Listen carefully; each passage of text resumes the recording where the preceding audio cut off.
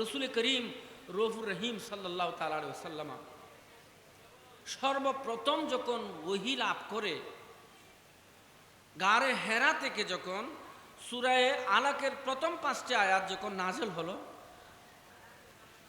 এই 5টি আয়াত নিয়ে উনি যখন গারে হেরা থেকে ছুটে আসলেন মদিনা মক্কা শরীফের মধ্যে নিজের ঘরে, নিজের দৌলত সারা আকদসের মধ্যে যখন ফিরে আসলেন, তখন ওনার গায়ে জ্বর, কাঁপতেছেন, এমন কাঁপছেন যে হযরতে সৈয়দাতুনা উম্মুল মুমিনিন খাদিজাতুল কুবরা রাদিয়াল্লাহু আনহা এসে ওনাকে জড়িয়ে ধরছেন, যে কাপড় জড়িয়ে দেওয়ার জন্য বলছেন জম্মিলুনি জম্মিলুনি, যে আমার গায়ে প্রচণ্ড তাপ, আমাকে চাদর জড়িয়ে দাও, চাদর জড়িয়ে দাও। রসুল করিম সাল্লাল্লাহু তাআলা আলাইহি ওয়াসাল্লাম ওহীর সেই গুরু দায়িত্ব লাভ করার পর উনি ঘরের মধ্যে এসে উনি বড় ঘর্মাক্ত হয়ে গেলেন, বড় কাঁপুনি ধরেছে, আমার শরীরের মধ্যে কাঁপতেছিল। তখন উম্মুল মুমিনিন খাদিজাতুল কুবরা রাদিয়াল্লাহু আনহা বলছেন, হে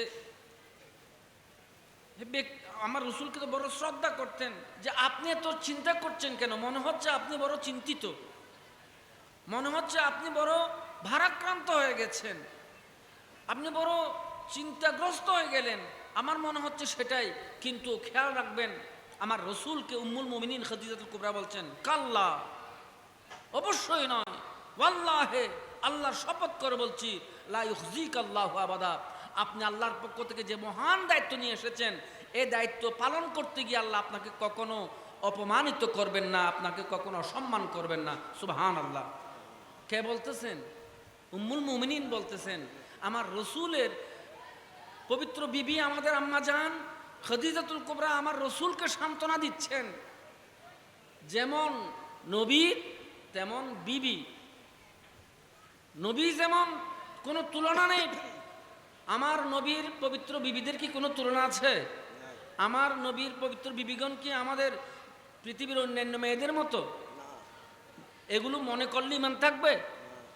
আমার নবীকে যেমন মানুষের সাথে সাধারণ মানুষের মতো মনে করলে যেমন ইমান থাকবে না, অনুরূপভাবে আমার রসুলের পবিত্র বিবিগণকে যদি সাধারণ মহিলার মতো মনে করা হয়, ইমান থাকবে? থাকবে না। এটা কোরআনে পাকের নির্দেশ।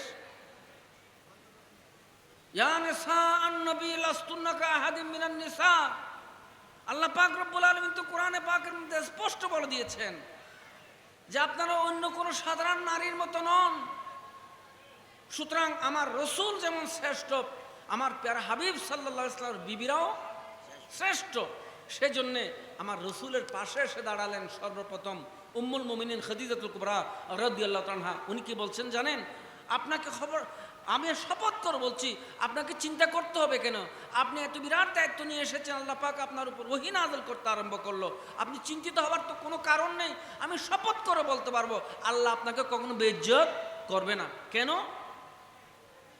আমার যে রসুল সারা পৃথিবীর মানুষকে সান্ত্বনা দেয়, সারা পৃথিবীর মানুষকে নসিহত করে, আর আমার রসুলের পাশে এসে দাঁড়ালেন উম্মুল মুমিনিন, আমার রসুলকে সান্ত্বনা দিচ্ছেন, তাদেরকে বলা হয়তো জীবন সঙ্গিনী।